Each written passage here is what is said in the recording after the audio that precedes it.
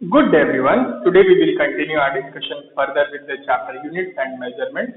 So today we will discuss a very easy and a small topic. आज हम एक बहुत आसान और छोटे से टॉपिक के बारे में बात करेंगे, that is combination of errors. So let us start with the combination of errors. Combination of what? Combination of errors याद रखिएगा. ठीक है, तो इसका मतलब क्या होता है? इसका मतलब क्या होता है? सपोज आपने एक्सपेरिमेंट कंडक्ट किया और उससे आपको कुछ रीडिंग्स मिली, उस एक्सपेरिमेंट से आपको कुछ रीडिंग्स मिली और जो रीडिंग्स आपने ली उसमें कुछ एरर हो गया. ठीक है, जो रीडिंग्स आपने ली उसमें कुछ एरर हो गया. अब आपने इन्हीं रीडिंग्स का यूज करके कुछ मैथमेटिकल ऑपरेशंस परफॉर्म किए, जैसे कि एडिशन, सब्ट्रैक्शन, डिवीजन, मल्टीप्लिकेशन. सो आप इन रीडिंग्स के साथ कुछ मैथमेटिकल ऑपरेशन परफॉर्म करेंगे तो आपको कुछ रिजल्ट मिलेगा. सो जो फाइनल रिजल्ट मिलेगा उसमें भी कुछ एरर जरूर होगा. क्योंकि जो ऑब्जर्वेशंस के साथ आपने मैथमेटिकल ऑपरेशन परफॉर्म किया उसमें पहले से ही कुछ एरर है.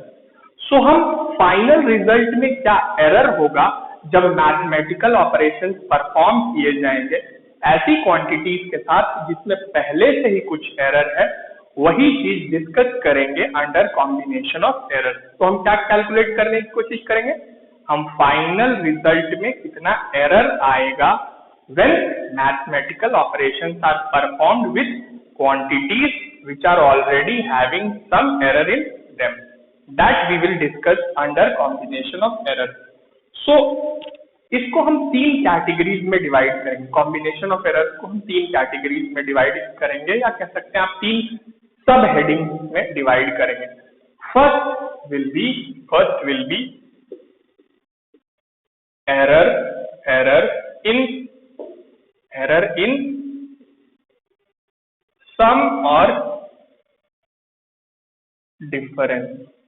ठीक है, मतलब आप दो ऐसी क्वांटिटीज को ऐड या सब्ट्रैक्ट करने की कोशिश कर रहे हैं जिनमें पहले से ही कुछ एरर है. तो फाइनल रिजल्ट में क्या एरर आएगा वो हम इसके अंडर में बात करेंगे. Second will be error in product और कोशेंट. मतलब आप दो ऐसी क्वांटिटीज को मल्टीप्लाई या डिवाइड करने की कोशिश कर रहे हैं जिसमें पहले से ही कुछ एरर है. सो फाइनल रिजल्ट में क्या एरर आएगा, that we will talk under this sub heading. And third will be error in case of measured quantity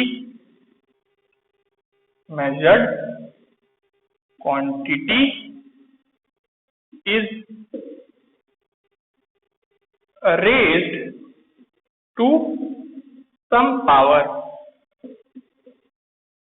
ठीक है, जो measured quantity है उसका कुछ पावर होगा.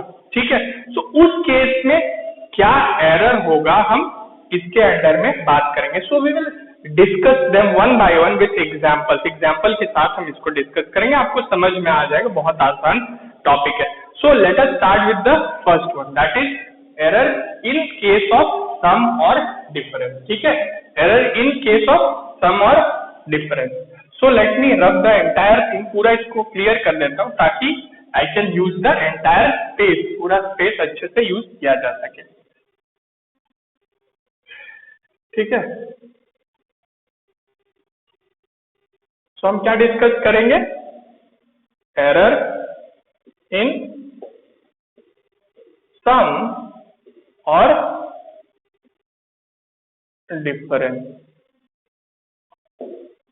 सो याद रखिएगा whenever you add or subtract two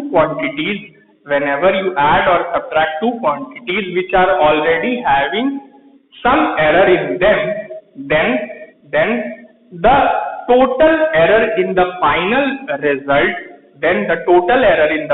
result will be the sum of absolute error in each of the physical quantity. ठीक है, इसका मतलब क्या होता है? इसका मतलब क्या होता है, एग्जाम्पल से समझने की कोशिश करते हैं। सपोज करिए मैंने आपको दो रेजिस्टेंसेस की value they the.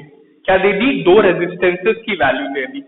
So the value of first resistance is 1.3 plus और माइनस 0.1 ओम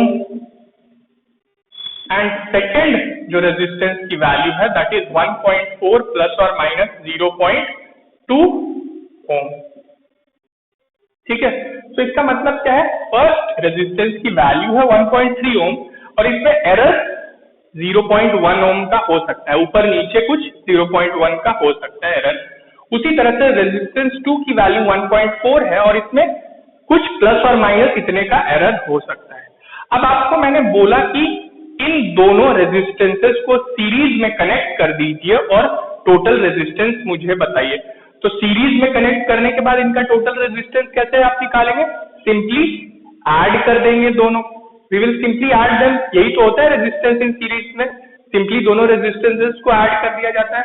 तो अगर मैं इन दोनों का रिजल्टेंट रेजिस्टेंस निकालूं when they are connected in series, तो क्या हो जाएगा? वो R1 प्लस R2।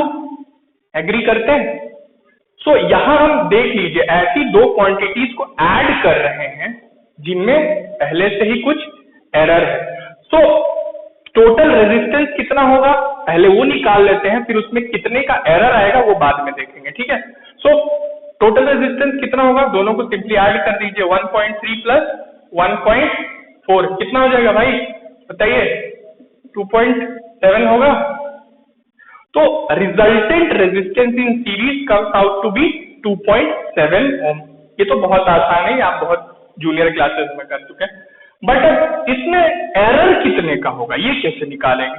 सो याद रखिएगा, जब भी दो ऐसी क्वांटिटीज को ऐड किया जाएगा, ऐड या सब्ट्रैक्ट किया जाएगा, तो जो टोटल एरर होगा इसमें फाइनल रिजल्ट में that will be the sum of absolute error in the individual measurement. मतलब इन दोनों को सिंपली ऐड कर देंगे। आप क्या कर देंगे? सिंपली ऐड कर देंगे। सो 0.1 को 0.2 के साथ ऐड करेंगे, it will be 0.3। So final result में जो एरर आएगा that will B how much? दोनों का सिंपली सम प्लस और माइनस 0.3 ओम। तो फाइनल रिजल्ट में कितना एरर आया? 0.3 ओम का। कैसे निकाला? सिंपली दोनों को ऐड कर दिया। ठीक है, सो ये तो बात हुई, हमने दो क्वांटिटीज को ऐड किया जिनमें पहले से ही कुछ एरर था। अब अगर आप सब्ट्रैक्ट भी करेंगे तो भी यही मेथड यूज होगा to calculate the value of error in the final result. चलिए देख लेते हैं, एक ऐसा भी एग्जांपल देख लेते हैं। सपोज करिए मैंने आपको टेम्परेचर की दो रीडिंग्स प्रोवाइड की। किसकी दो रीडिंग्स प्रोवाइड की? टेम्परेचर की। T1 इज 20 प्लस और माइनस 1 डिग्री सेंटीग्रेड। ठीक है, फर्स्ट टेम्परेचर की जो वैल्यू है दैट इज 20 प्लस और माइनस 1 डिग्री सेंटीग्रेड। मतलब रीडिंग 20 डिग्री सेंटीग्रेड है भाई, उसमें एरर 1 डिग्री सेंटीग्रेड का हो सकता है, प्लस और माइनस 1 डिग्री ऊपर नीचे हो सकता है।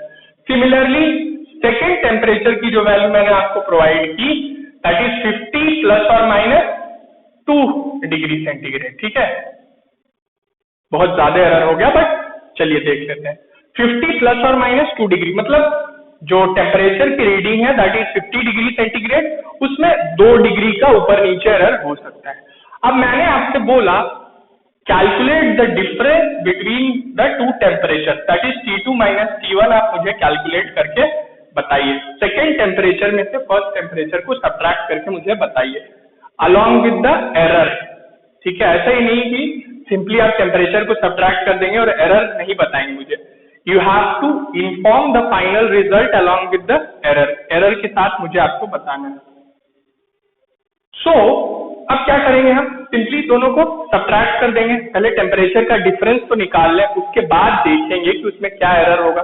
तो टेम्परेचर का डिफरेंस क्या है? T2 is 50 degree centigrade, T1 is 20 degree centigrade. Simply subtract कर दीजिए, इसमें कोई दिक्कत ही नहीं होगी आपको। दैट इज 30 डिग्री सेंटीग्रेड आएगा भाई। ठीक है, 50 में से 20 जाएगा 30 डिग्री सेंटीग्रेड।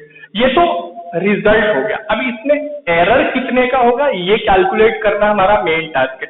तो याद रखिए यहाँ भले ही दोनों क्वांटिटीज का डिफरेंस हो रहा है, भले ही दोनों क्वांटिटीज का क्या हो रहा है, डिफरेंस लिया जा रहा है, but the error in each quantity will be added up to report the error in case of final result। मतलब final result में जो error होगा that will be the sum of absolute error in each of these quantities। भले ही आप इनको क्या कर रहे हैं, सब्ट्रैक्ट करें, लेकिन एरर्स क्या होंगे, ऐड होंगे। याद रखिएगा एरर्स हमेशा ऐड होंगे, चाहे आप दो क्वांटिटीज को ऐड करें या सब्ट्रैक्ट करें। सो 30 डिग्री सेंटीग्रेड में एरर कितने का होगा भाई, कितने का होगा बताइए, 2 degree plus 1 degree that will be 3 degree का एरर होगा।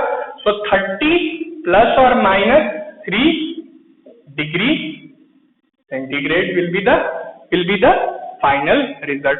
तो इस तरह से आप कैलकुलेट करेंगे error in case of sum और difference. We will talk about error in case of product और quotient and error in case a measured quantity is raised to some power in the next class, but today we will keep it till here only. So thank you so much.